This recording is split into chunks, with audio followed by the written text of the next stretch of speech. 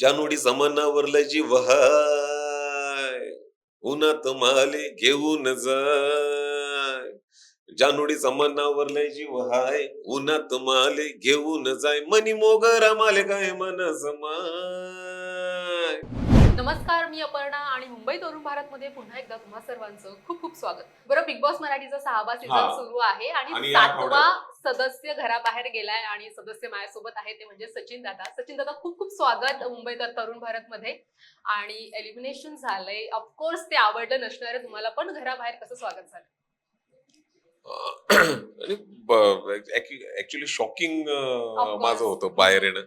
प्रेक्षकांच्याच प्रतिक्रिया तुम्ही पाहिल्याय. पण ठीक आहे. फॅमिली सुद्धा तुमच्या सोबत आहे, येस सो येस येस. फॅमिलीने कशी रिॲक्शन दिली आहे घराबाहेर आल्यानंतर? फॅमिली ऍक्च्युली त्यांना पण वाईट वाटलं, कारण नव्हतं ना तसं काही. हम्म, हम्म, अपेक्षित नव्हतं ना की अरे असं होऊ शकतं म्हणून. हम्म. पण ठीक आहे बाबा, नंतर एकमेकांनाच आम्ही काही गोष्टी चल ठीक आहे इथपर्यंत इथपर्यंत. बरं, खानदेशात तुम्ही ऑलरेडी सिंगर म्हणून इतके फेमस आहात. जेव्हा बिग बॉस साठी बोलावणं आलं तेव्हा काय एक स्ट्रॅटेजी, एक काय प्लॅनिंग होतं घरात जाण्याच्या आधी, आणि आपण कुठपर्यंत पोहोचू, काय वाटलं होतं? ऍक्च्युली माझं मी आतापर्यंत केलेल्या कामाच्या माध्यमातून माझं जे अभिनय हम्म, किंवा माझे जे गाणे आहेत, लोकांना ज्या पद्धतीचं आवडलं, प्रेक्षकांना हम्म, ज्या पद्धतीचं डोक्यावर घेतलं, हम्म, त्या व्ह्यूजची सगळ्या जो एक एक नाही का एक आकडा राहतो त्या व्ह्यूज, हम्म, की इतके व्ह्यूज पाहून ते व्ह्यूज पाहून जेव्हा बिग बॉस प्रोडक्शनने जेव्हा हम्म, माझा विचार केला, त्यावेळेस मला जेव्हा फायनल झाल्यानंतर मी एक विचार केला की चला आता माझ्या ऐरणी मायबोलीसाठी माझ्या खानदेशाचं हम्म, कुठेतरी एक प्रतिनिधित्व मी या ठिकाणी चांगल्या पद्धतीने हम्म, करू शकतो. त्या माध्यमातून माझी ऐरणी मायबोली अजून तिचा प्रचार प्रसार करण्यासाठी मला या ठिकाणाहून मदत होईल. आणि मी ते करण्याचा 100% पुरेपूर प्रयत्न केला. आणि सगळ्यांनीच त्या सगळ्या गोष्टीला, पूर्ण महाराष्ट्राने आज मला हम्म. प्रेम दिलं. बरं, या आधीचे बिग बॉसचे सीझन पाहिले होते का? आणि त्यानुसार असं काही होतं का डोक्यात, आपण जाऊन या या पद्धतीने खेळू शकतो आणि ट्रॉफी आपल्यापर्यंत येईल? हा, मी एक विषय होता की मला एक मी ठरवलेलं होतं की मी ज्या पद्धतीचा बाहेर आहे हम्म, त्याच पद्धतीचा मी घरात सुद्धा तसाच राहील. मला काही गोष्टी फेक करण्यापेक्षा रिअल राहून जे मला प्रेम हम्म, भेटेल तेच नक्कीच तेच माझ्या कामाचं राहील. आणि मी ते कमवलं, मला ते बाहेर हम्म. आल्यानंतर मी कळालं. बरं, बिग बॉसच्या घरात असताना खूप गोष्टी घडत असतात, त्या काही आम्हाला 1 तासामध्ये पाहायला मिळत नाहीत. सध्या नेमकं घरात काय सुरू आहे तुमच्या दृष्टीने, आणि बाहेर आल्यानंतर काय वेगळं ऐकायला मिळालं? मी पाहत होतो, ज्या गोष्टी मला खटकत होत्या त्याच हम्म. गोष्टी इकडे प्रेक्षकांना पण खटकत होत्या. जवळपास दिसल्या मला, की त्यांना पण मी आवडलं. हम्म, आणि म्हणजे एक नाही का आपण एक ऑडियन्स म्हणून काही गोष्टींकडे पाहतो, हम्म, तर त्यावेळेस आपल्याला कळतं यार मी हे चांगलं आहे का वाईट आहे. हम्म, आणि स्वतःकडे पण माणूस काही त्या दृष्टिकोनातून पाहत राहिला ना, तर माणसाला हम्म, स्वतःचंही आपल्याला ऑब्झर्वेशन करतात की मी कसं वागत असेल कसं. आणि हम्म, त्या गोष्टीतून त्या माध्यमातून मी ज्या पद्धतीचं तिथे राहिलो हम्म, बिग बॉसच्या घरात, मला वाटतं मला समाधानी आहे की मी जे पण मी केलं, ज्या पद्धतीनं मी दिसलो, ज्या पद्धतीनं मी त्या हम्म, ठिकाणी वागलो, मला ते ते प्रतिक्रियेच्या हम्म. माध्यमातून आणि सगळ्या प्रेक्षकांच्या प्रेमाच्या माध्यमातून मला ते कळालं की मी योग्य ट्रॅकने जात होतो. बरं, बिग बॉसच्या घरात खूप वेगवेगळे स्पर्धक आलेत, म्हणजे जसे तुम्ही सिंगर आहात, कोणी ऍक्टर आहे, कोणी मॉडेल आहे, कोणी वेगवेगळ्या बॅकग्राऊंडचे लोक आलेत. तर मग असं कोणासोबत जुळवून घेताना कठीण गेलं, सोपं गेलं, तो अनुभव कसा होता? की मला जवळपास सोपंच गेलं. हम्म, राखीजी पण आल्या. हम्म, 2 दिवसात त्यांच्याशी पण चांगलं जुळलं. हम्म, आणि सुरुवातीला ज्यावेळेस पहिला दिवस होता, हम्म, त्या दिवशी पण सगळ्यांशी बॉन्डिंग चांगलं. आणि नाही का आपण मी ज्या पद्धतीनं राहत होतो त्याच्यामुळे बाकीचे लोक पण माझ्यापर्यंत त्या हम्म, हम्म. याच्यात येत होते की अरे यार, तर ते जुळून घ्यायला मला कुठे कठीण नाही गेलं. आणि खूप चांगलं जुळून घ्यायला जे माझे 2-4-5 मित्र माझ्यासोबत भेटले, ते चांगले जुळूनच राहिले नंतर नंतर. बरं, घरात कोण सगळ्यात जास्त फेक किंवा उगाच मुखवटा बनून वावरतोय असं वाटतं, आता जे सदस्य आहेत त्यांच्यापैकी? अं, दीपाली ताई वाटते मला काही हम्म, गोष्टींमध्ये. एकच. हम्म. बरं, मग आता जे तुमच्या आधी सुद्धा 6 स्पर्धक बाहेर गेलेत, यापैकी कोण अजून घरात असायला हवं असं वाटत होतं, किंवा एलिमिनेशन व्हायला नको होतं? करण. करण. बरं, अजून स्पर्धक आहेत, आता कमी स्पर्धक उरत आहेत दिवसेंदिवस, कोण टॉप 5 मध्ये जायला हवेत आणि कोणाकडे ही ट्रॉफी आता जायला हवी? अर्थात आता तुमचंही स्वप्न असेल ती ट्रॉफीचं, पण येस येस, माझं तर स्वप्नच होतं. पण ठीक आहे, सगळेच काही गोष्टी माणसाला शिकायला भेटतात, हम्म, त्याच्यातून पुढे जायचं.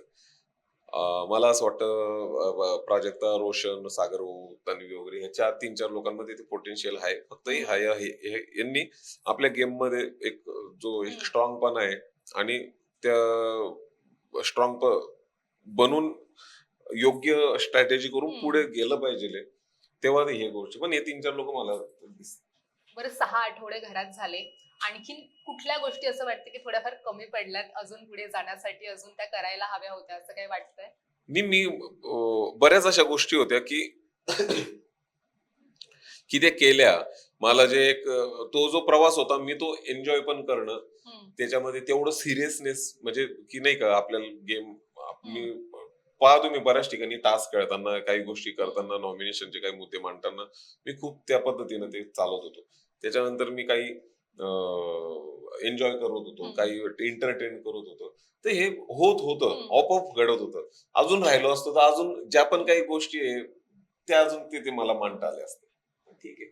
बरं, तुम्ही खानदेशाला किंवा ह्या बोलीभाषेला खूप जास्त रिप्रेझेंट केलं. अनेक लोकांना तुमच्यामुळे ही बोलीभाषा खूप कळली, जे बिग बॉस पाहतायत त्यांना.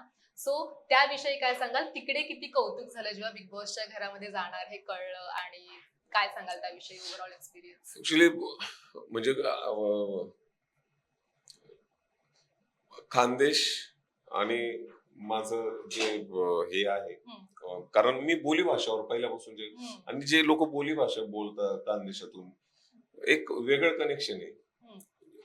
आणि आयरनी बोलीभाषेवर महाराष्ट्रातून पण जे लोक प्रेम करतात सगळेच करतात. त्या लोकांशी पण माझं एक एक बॉन्डिंग बॉन्डिंग नाही म्हणता येणार, कनेक्शन आहे चांगलं. की मी केलेलं काम, मी केलेल्या काही गोष्टी त्यांना खूप आवडतात आणि त्या माध्यमातून मी आज खानदेशातून या ठिकाणी येतोय. तर माझ्या गाण्याच्या किंवा माझ्या पर्सनल माझ्यावर प्रेम करणाऱ्या जे प्रेक्षक होते त्यांना इतका प्रचंड आनंद झाला की तो आनंद आपल्याला वोटिंगच्या स्वरूपात दिसतोय, प्रतिक्रियेच्या स्वरूपात दिसतोय. त्याच्याहून मला वाटलं की नाही यार, आपण ह्या सगळ्यांचे मन जिंकले ते खूप महत्वाचं. बरं, आता हे बिग बॉस झालं. बिग बॉसच्या नंतर आणखीन काही असं रियालिटी शोज करण्याचा किंवा चित्रपट करण्याचा असा काही मानस आहे का पुढे? हा, आता माझा शो झाला आता बिग बॉसचा, मी बाहेर आलो. तर मला वाटतंय की काहीतरी चांगल्या संधी एक अभिनयासाठी मला काहीतरी चांगले चांगले फिल्म किंवा चांगली सिरियल किंवा अजून काहीतरी चांगले इव्हेंट्स वगैरे काही ह्या गोष्टी मला करायला नक्की आवडेल. आता बिग बॉसच्या माध्यमातून घराघरात जिथे नव्हतो तिथे पोहोचलोय ऑफकोर्स. आणि एक चेहरा, मी एक ओळख बनून बाहेर निघालोय. मी माझी इमेज खराब करून बाहेर नाही निघालो, एवढं मला समाधान आहे.